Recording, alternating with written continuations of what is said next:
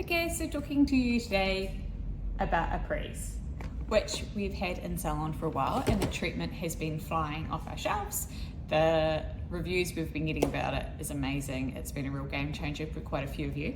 Now, Epres has launched shampoo and conditioner. I wanted to talk to you a little bit about them because they're quite different to other shampoos and conditioners that you may have used in the past. So the chemist who made Epres and now the shampoo and conditioner has taken out all the extras, all the unnecessary ingredients that you find in other shampoos and conditioners. Now, I don't know if you can hear this, but listen to how liquidy it is.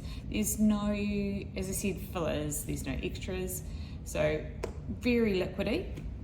And my biggest feedback about this is the lack of bubbles, which is weird. So they add bubbles so you just feel like your hair's clean, but it's not necessarily making it any cleaner.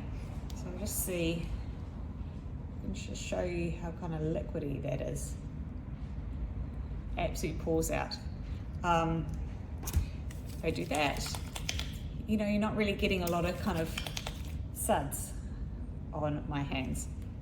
Smells good, which is great. So as I said, when you wash your hair, you're not getting that really bubbly cleanse, but what you are getting is amazing repair, shine, curl definition, helps take away the frizz.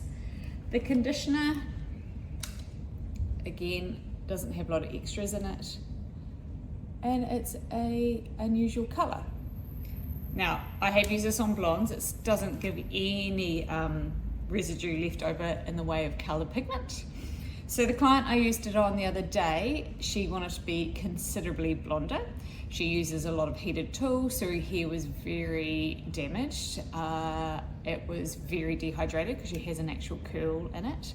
And just using the shampoo and conditioner after her color service, it was amazing. It was so much shinier. You could feel the strength in the hair. I was really impressed. After one use, you could notice such a huge difference.